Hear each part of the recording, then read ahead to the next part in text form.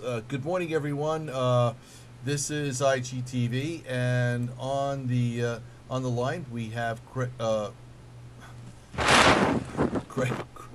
Craig Floyd from the CEO of the National Law Enforcement Officers Foundation. And Craig, let me put you in the full view. There we go. As I stumble over my own words here, I know this is a busy, important time of the year for you. We've got National Police Week coming up. We've got it up on our website. We've put it out all over the country to the 40,000 members of InfraGard as well.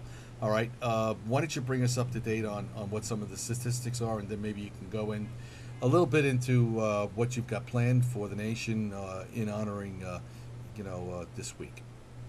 No, number one, it's great to be back with you. This is a very busy time of year for us as we get ready for National Police Week, but I always, as you and I discuss every month, like to talk about the statistics and some of the names behind the numbers. This year has been a particularly deadly year for law enforcement officers nationwide. We've lost 65 officers. Actually, yesterday we lost another, so it's now 66 law enforcement fatalities already during 2011. And the real troubling number is that 33 of those officers have been shot and killed. That's about 80% more than we had shot and killed at the same time last year. And last year was a bad year. You remember it went up 25% over the year before. So now we're talking about another major increase in the number of law enforcement officers killed in the line of duty nationwide. The number of officers shot and killed is at levels I haven't seen in many, many years. And this is particularly troubling. There is a more brazen killer on the streets of America. These people don't think twice about shooting a police officer. And as a result, too many officers are losing their life, many others injured in the line of duty. And the Attorney General recently called for a summit on this issue. I was proud to attend to represent the Memorial Fund. There were leaders from every major law enforcement agencies around the country, about 30 to 40 of us there. And he took page after page of notes about what we can do to make it safer for our officers. Not sure that we came up with all the answers. There is no one solution.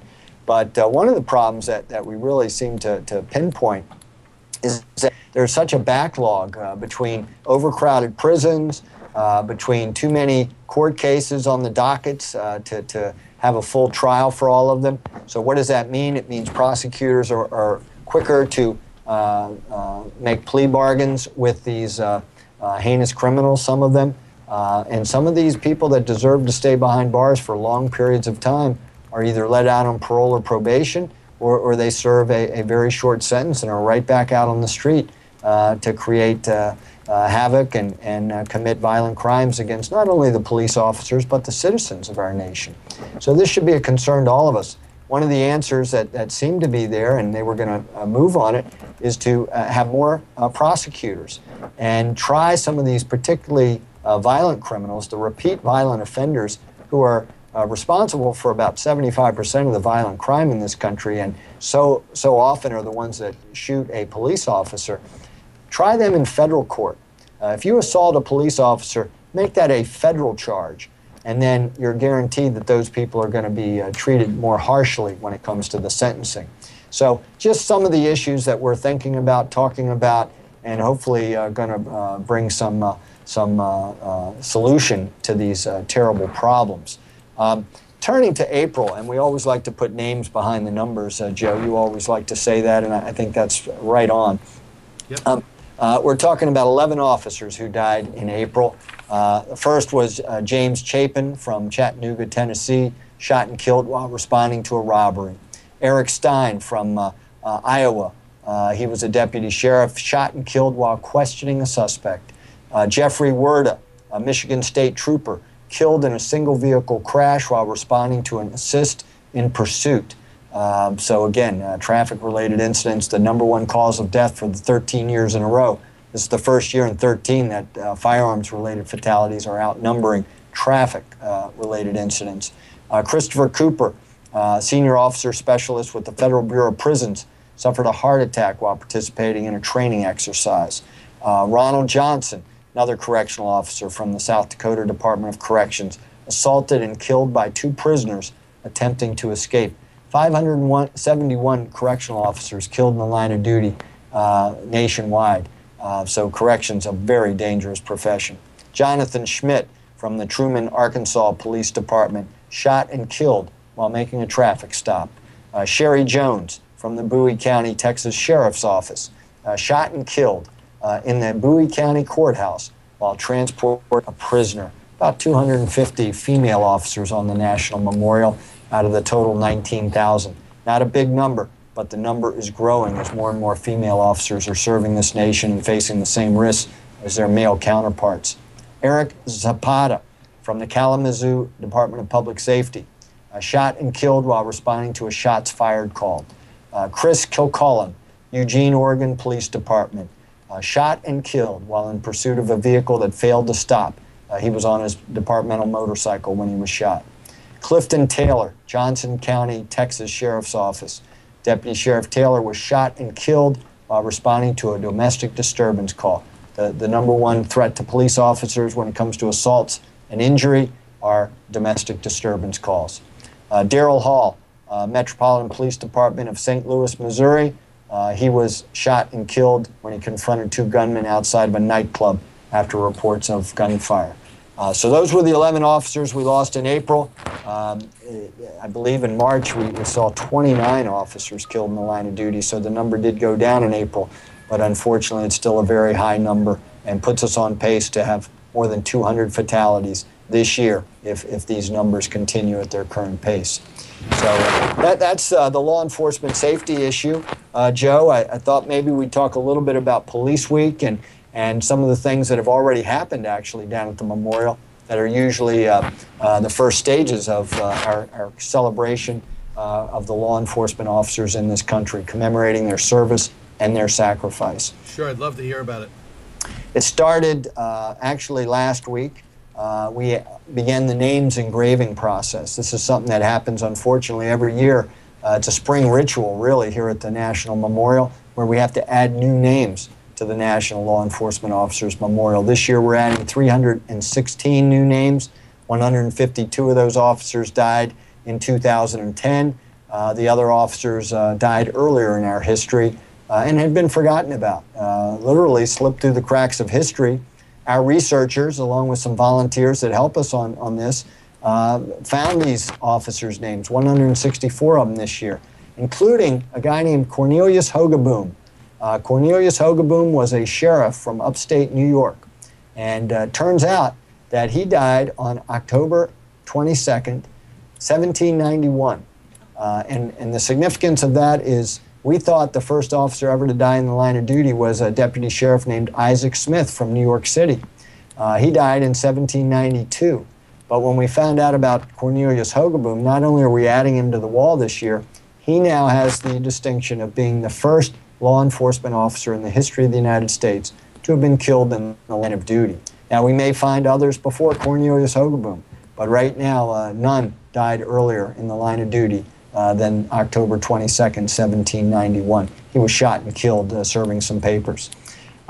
Bottom line is, all these names will be officially dedicated at our candlelight vigil on May 13th.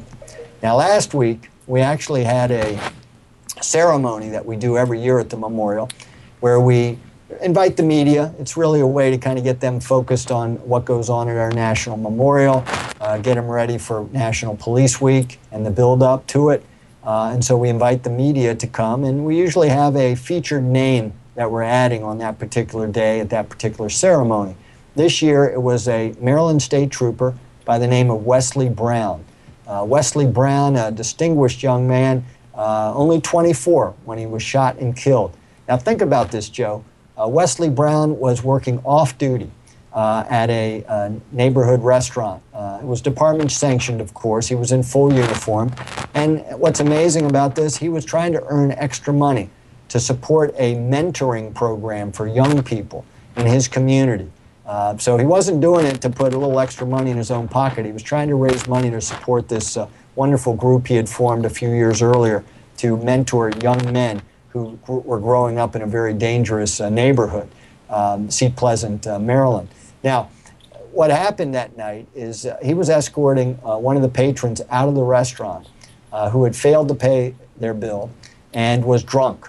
And so this man was escorted out. He left the premises, and about a half hour later, he came back. He had met up with a friend who had a gun. He got the friend to give him the gun, and he went back and he gunned down Wesley Brown in the parking lot of that restaurant as he was talking on a cell phone. So Wesley Brown was killed in a cold-blooded, cowardly ambush attack by a man who was simply drunk, and he was a thug. Nothing more, nothing less. He had a criminal history, and this man killed a wonderful human being, Wesley Brown, 24 years old, grew up in a very tough neighborhood. He had been stabbed, he had been shot growing up, and he was trying to stay out of trouble, but trouble found him, and he was trying to keep others from suffering that same fate, so we started this mentoring program. We added his name last week. We had his superintendent of the Maryland State Police, Terry Sheridan, was there with us.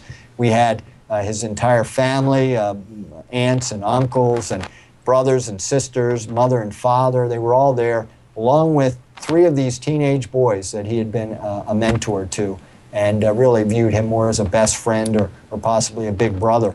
And he had made a big difference in their lives, and they were there, gave me hugs. They were truly moved by what they saw that day, and I wouldn't be surprised if all 3 of those young men grow up to be police officers one day. But at any rate, he had made a difference in people's lives at a very young age. So Wesley Brown's name is now on the memorial. We'll officially dedicate it at our candlelight vigil on May 13th with all the other new additions. His name will be read, as will all the new additions, at the end of our candlelight vigil. That'll take place on May 13th. That's a Friday next week. And that'll be at 8 p.m. at the National Law Enforcement Officers Memorial, 400 block of E Street, Northwest Washington, D.C. And we'll have more than 20,000 people with us that night. Survivors of the fallen, thousands of them will be there, as well as all the thousands of officers across this country who come every year to Washington to commemorate National Police Week. We'll have officers from Australia, from the United Kingdom, from Canada, you name it. They come from far and wide, and it's a wonderful bonding experience to sense that solidarity that is, really makes all of law enforcement officers, no matter where you serve, feel a part of one family.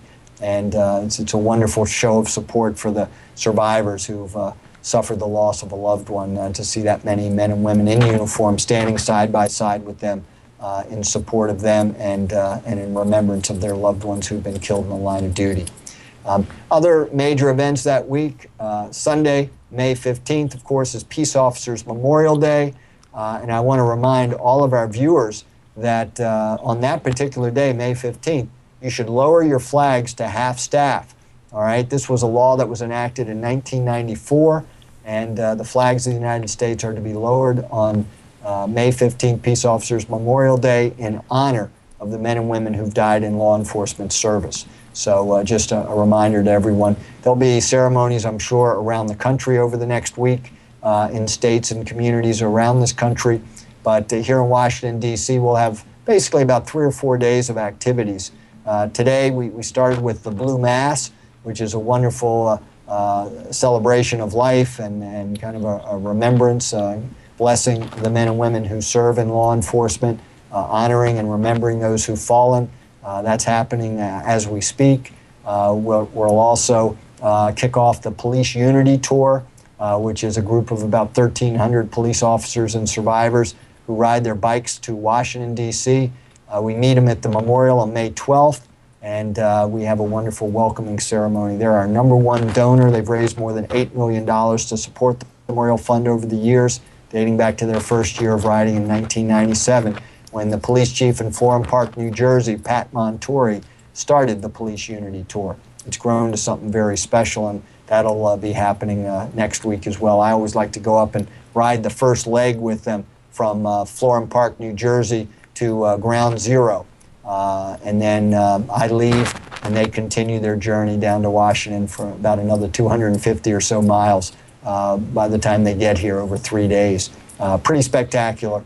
And those are just a few of the big events going on. We'll have the Concerns of Police Survivors. We'll be hosting survivors at brief counseling sessions on May 14th and May 16th. And And then really that more or less concludes our activities here in Washington. May 16th is more or less the final day of activities, but a lot going on between now and then. Craig, that was a terrific wrap-up. Thank you for all the work that you're doing down there. And, you know, we've kind of talked about Mr. Hugenblum. You know, thanks to putting him on the wall. You know, that's great to have that recognition. And as you and I have discussed, you know, sadly, you know, we have police officers who are falling, you know, each month. But being able to put a little bit of a face on it, giving it some story, you know, hopefully will help those people who are survivors of all of this. You know, give them some recognition, hopefully some support as they go through their experience, which is unfortunately not a happy one. All right, have a great police week. We're going to catch up with you on the web, see what's going on. So we'll stay plugged in, and the website is? That's www.lawofficersmemorial.org. And you can go there and learn all about National Police Week, and you'll get a full schedule of events. I'd encourage all our viewers to do that. Actually, you can even short it further. Lawmemorial.org will get you there, and you can find out all the information about National Police Week. Terrific. We'll be circulating this video later tonight amongst the 85 different InfoGuard alliances in the country and putting that word out to everybody. Thank you, Craig. Have a great day. Thank you, Joe. Appreciate the time as always. Yep. See you next month. All righty. Bye now. All right, everybody. That was Craig Floyd from the National Law Enforcement Officers Memorial Fund, and you know, unfortunately, he has some sad news so far as, you know, these police officers falling. But you know, that is unfortunately a fact of life.